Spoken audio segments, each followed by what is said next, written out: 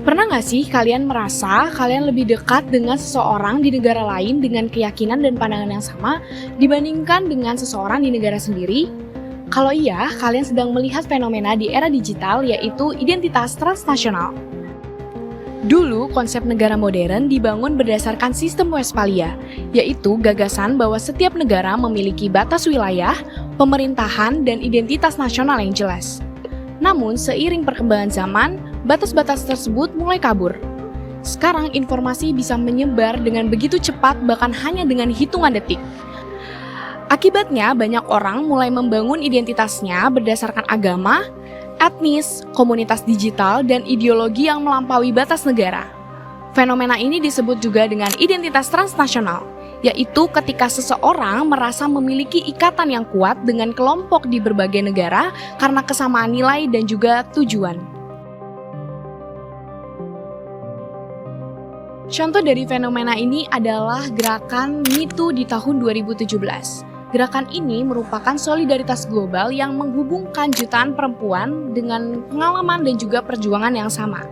Solidaritas ini terbentuk bukan karena kesamaan dari kewarganegaraan, tetapi karena identitas mereka sebagai penyintas dan juga pendukung kesetaraan gender. Kini, dunia digital tidak hanya menyebarkan informasi, tetapi juga membangun komunitas global yang terkadang lebih kuat dari identitas kewarganegaraan. Dan hal ini memungkinkan munculnya ideologi lintas negara. Menyambung poin sebelumnya, keterikatan identitas lintas batas di era digital itu ternyata membuka ruang kerentanan baru yang sangat masif.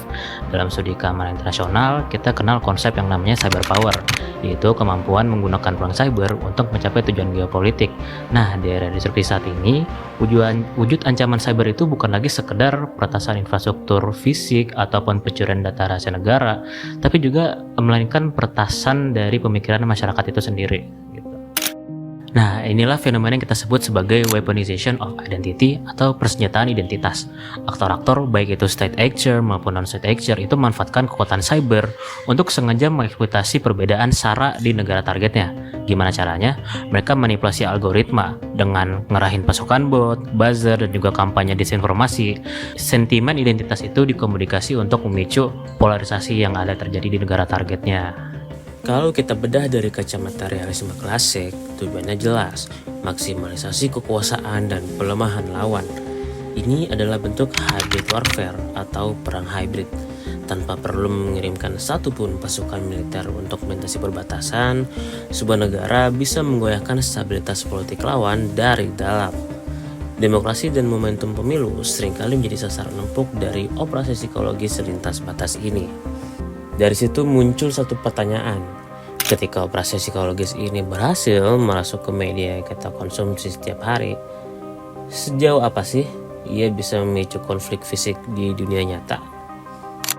Dulu, konflik etnis berskala besar seperti sentimen nasionalisme ekstrim yang memecah belah Yugoslavia butuh waktu bertahun-tahun untuk meledak. Kebencian ditanamkan perlahan lewat radio atau koran.